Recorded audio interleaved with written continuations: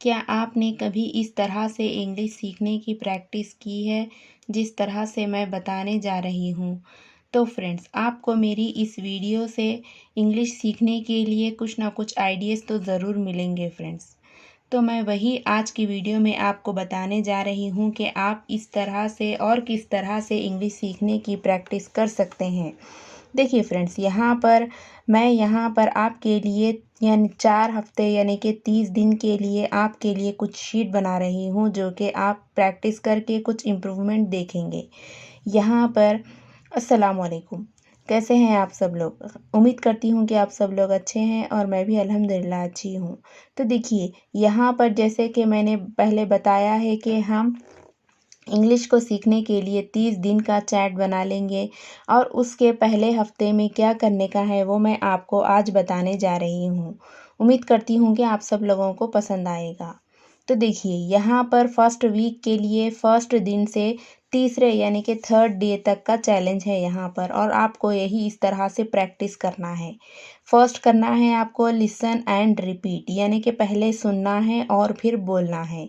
Find a podcast और YouTube channel, एक podcast और यूट्यूब चैनल आप तलाश करें। देखिए, इंग्लिश सीरीज़ यहाँ पर क्या है, हम जो सुनते हैं वो उसी तरह बोलते हैं, यानी कि हम जो सुनेंगे उसी को बोलेंगे। तो हम सबसे पहले करेंगे लिसन एंड रिपीट, यानी सुनना और बोलना।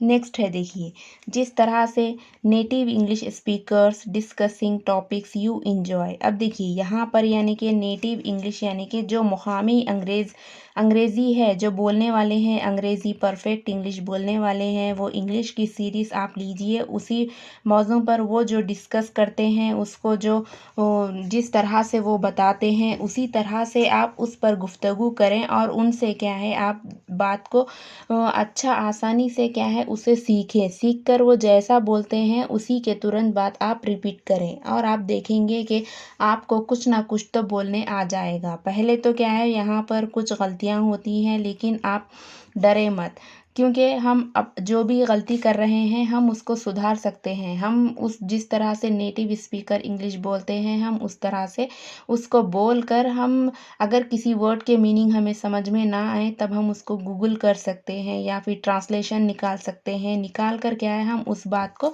समझ सकते हैं। Next, listen to short segment 1-2 minute. देखिए, यहाँ पर क्या है, हमें सुनना है, यानी कि कुछ मुख्तसर हिस्सा जिस तरह से वो नेटिव स्पीकर बोलते हैं इंग्लिश स्पीकर, उसको हम थोड़ा हिस्सा उसका 1-2 मिनट के लिए पहले सुन लें।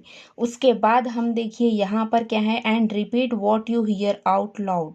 और जो कुछ भी आप सुनते हैं उसे बुलंद आवाज़ से दोहराएं, यानी कि वो जो कुछ भी बोलते हैं उसको क्या है आपको दोहराना है, उसी अंदाज में दोहराना है। फर्स्ट टाइम आपको कुछ गलती होगी, सेकेंड टाइम भी कुछ गलती होगी, लेकिन थर्ड टाइम आप थोड़ा बहुत एग्जैक्ट नहीं बल्कि थोड़ा बहुत तो क्या है आप उसके जैसा बोल ही सकते हैं। यानी कि वो 100% है तो आप उसमें से थर्ड टाइम 4% या फिर 5% या फिर 10% आप कुछ ना कुछ सीखते हैं। वो एक बार हो गया, फिर सेकेंड टाइम और एक बार कीजिए, उसी में भी आपको 1-2 बार गलत जाएगा फिर अच्छा आएगा। फिर इस तरह से आप क्या है सुन सकते हैं और उसको बोल सकते हैं। Next, focus on intonation and pronunciation. देखिए, अब उनका जो लहजा होता है बात करने का और जो तलफ़ुज़ होता है उस पर आपको तवज्जो करना है, यानी कि तवज्जो देना है कि आप एक बार में उस वर्ड उनकी आवाज़ को इस इंग्लिश स्पीकर के मतलब उनके जो प्रोनाउंसिएशन है उसको नहीं समझेंगे, सेकेंड टाइम आप समझेंगे, थर्ड टाइम समझेंगे। बार बार उसको प्ले करना है और आपको उसको सुनना है, उसी के बाद आपको 1-2 बार कहना है, उसके बाद फिर आपको तीसरी बार प्रैक्टिस करना है। इस तरह से आपकी थोड़ी बहुत प्रैक्टिस में इम्प्रूवमेंट आ जाएगा। ये था फर्स्ट वीक के लिए। देखिए, यहाँ पर क्या है, फर्स्ट से थर्ड डे का क्या है जो भी प्लान था लिसनन करना है एंड उसको क्या है रिपीट करना है। अब यहाँ पर देखिए 4-5 डेज यानी कि चौथे दिन और 5वें दिन आपको शैडोइंग तरकीब करनी है। यहाँ पर शैडोइंग मीन्स क्या है, साया। ऐसे तो हम साया कहते हैं, लेकिन जो वो कहते हैं उसी को आपको करना है, यानी कि इसे शैडोइंग प्रैक्टिस कहते हैं, यानी कि वो जो करते हैं वो जो बोलते हैं उसी को। This is a powerful technique. देखिए, शैडोइंग प्रैक्टिस क्या है, एक पावरफुल टेक्निक है। इसमें आपको करना है फाइंड ए शॉर्ट ऑडियो और क्लिप, क्या है एक मुख्तसर सा क्लिप या ऑडियो क्या है यहाँ पर तलाश करना है। And try to speak along with the speaker, और स्पीकर के साथ बोलने की कोशिश करना है। जो भी क्या है यहाँ पर बोलते हैं या मतलब स्पीकर यानी कि जो बोलने वाले हैं उनके साथ आप बोलने की उसमें क्या है सब कोशिश करते हैं। इसमें क्या है matching their rhythms stress and pronunciation, इनकी ताल तनाव और तलफ़ुज़ भी क्या है उसी में आप उसका सीख सकते हैं। जैसे कि रिदम यानी कि उनकी ताल, वो जिस तरह से बोल रहे हैं आप 1 से 2 बार सुनिए, तीसरी बार सुनिए, सुनकर क्या है वो जैसा बोल रहे हैं आप उनकी क्या है यहाँ पर नकल कीजिए, आप मिमिक्री कीजिए या फिर नकल कीजिए। तो क्या है वहाँ पर आपको थोड़ा बहुत तो सीखने को आ जाएगा। इसको आप प्रैक्टिस 1-2 दिन के लिए आपके लिए मुश्किल होगा। देखिए हम क्या है यहाँ पर नई लैंग्वेज सीख रहे हैं, इसीलिए ये सीखने के लिए टाइम लगता है। हम क्या है वो तो क्या है शुरू से बचपन से उसको बोलते हैं, इसीलिए वो उतने नेटिव होते हैं। लेकिन हम क्या है यहाँ पर अब इसको सीख रहे हैं, तो इसको हम इस तरह से करेंगे, वो जिस तरह से बोलेंगे हम उनकी नकल करेंगे। As closely as you can, मतलब जितना आप करीब से कर सकते हैं, यानी कि जितना क्लोज़ आप उनके बात को कर सकते हैं उस वहाँ तक आप कीजिए। यानी कि ये क्या है सेकेंड फर्स्ट वीक है 4 और 5 डे के लिए। ये अब क्या है यहाँ पर डे यानी कि 6 और 7 डे के लिए आपको क्या है इंट्रोड्यूस न्यू वोकेबलरी, यानी कि नई अल्फाज का तारुफ करना है आपको। यानी कि choose 5 new words each day, यानी कि हर दिन नए इन अल्फाज मुंतखब कीजिए। वो जो भी बोल रहे हैं वो क्या है क्लिप हो सकता है या फिर शॉर्ट वीडियो हो सकता है, उसमें से आपको कुछ वर्ड समझ में नहीं आते तो कुछ वोकेबलरी समझ में नहीं आती, उसमें से रोज़ाना आप 5 यानी कि 5 डेली न्यू वर्ड्स वोकेबलरी के आप ले लेंगे, उसमें से उसका ट्रांसलेशन करेंगे, उसके मीनिंग करेंगे और उसी को आप सेंटेंस में आप जिस तरह उर्दू में उसको बना सकते हैं उसी तरह इंग्लिश में आपको जितनी भी आती है इंग्लिश टूटी फूटी कैसी भी आती हो उसको क्या है आप जो है सो उसको उन अल्फाज को क्या है उन सेंटेंसेस में रखना है और फिर उसी अल्फाज को आप जिस तरह से उर्दू में बोलते हैं उसी को भी इंग्लिश में बोलना है, बोलकर उसका उर्दू ट्रांसलेशन निकालना है और आपको चेक करना है कि मैं किस हद तक इस अल्फाज को इस सेंटेंस को क्या है यहाँ पर सही किया हूँ या फिर सही सीखा हूँ। अगर नहीं सीखे तो कोई बात नहीं, मिस्टेक्स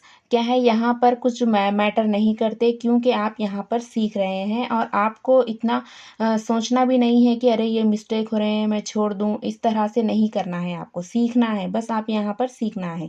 देखिए लुक अप देयर डेफिनेशन, मतलब उनका क्या है यहाँ पर डेफिनेशन यानी कि जो भी है खुलासा हो तारीफ हो वो आपको चेक कर लेना है कि मैंने इसको सही किया है या नहीं। नेक्स्ट क्या है synonyms and how to use them in sentence, देखिए मुतरादिफ को जुमलों में इनका इस्तेमाल कैसे करते हैं और आपको चेक करना है न्यू वर्ड्स यानी कि न्यू वोकेबलरी को इसको जुमलों में किस तरह से रखते हैं। पहले उन जुमलों को ले लेना है आपको, उन सेंटेंस को या फिर उन वोकेबलरी को, और आपको बोलना है कि ये इस वोकेबलरी को हम अपने उर्दू में इसको क्या कहते हैं, उर्दू में हम इसको इस तरह कहते हैं। उसी उर्दू को क्या है आपको इंग्लिश में उसको रखकर थोड़ा बहुत इमेजिन कर लेना है। इमेजिन करने के बाद आपको फिर उसका उर्दू में ट्रांसलेशन देखना है कि ये मैंने किस हद तक सही बोला है। अगर नहीं बोला है तो आपका जो उर्दू ट्रांसलेशन है उसको आप इंग्लिश में एक बार गूगल कर लीजिए या फिर ट्रांसलेट कर लीजिए। उसके बाद देखिए आपने क्या गलती की है, उसके बाद आप उसको आंख बंद करके बोलिए या फिर कुछ कॉपी में आप लिख रहे हैं तो उस पर हाथ रखिए, उसको हाइड कर दीजिए। हाइड करने के बाद उसको फिर आप देखिए कि लिख कर ये मैं कितना सही लिखा हूँ, और आपने अगर कुछ गलती की तो आप खुद चेक कर सकते हैं और उसके नीचे अंडरलाइन कर लीजिए कि यहाँ पर मैंने गलती की है, उसको क्या है आप फिर से दोहराइए। तो फ्रेंड्स ये था 1 वीक के लिए आपके लिए चैलेंज जो कि फर्स्ट डे से 7 डे तक मैंने कुछ बताया है फ्रेंड्स अगर आपको ये मेरा बताने का अंदाज़ कुछ टिप्स इसमें आपको कुछ मिले हों या फिर कुछ पसंद आया हो तो प्लीज़ लाइक कीजिए, शेयर कीजिए, सब्सक्राइब कीजिए। और नेक्स्ट वीक का चैलेंज जो भी उसके टिप्स होंगे, जो भी मालूमात उसमें के होंगे, मैं इंशाअल्लाह बहुत जल्द उसको लेकर आऊँगी। मिलती हूँ आपको नेक्स्ट वीडियो में, तब तक के लिए अल्लाह हाफ़िज़।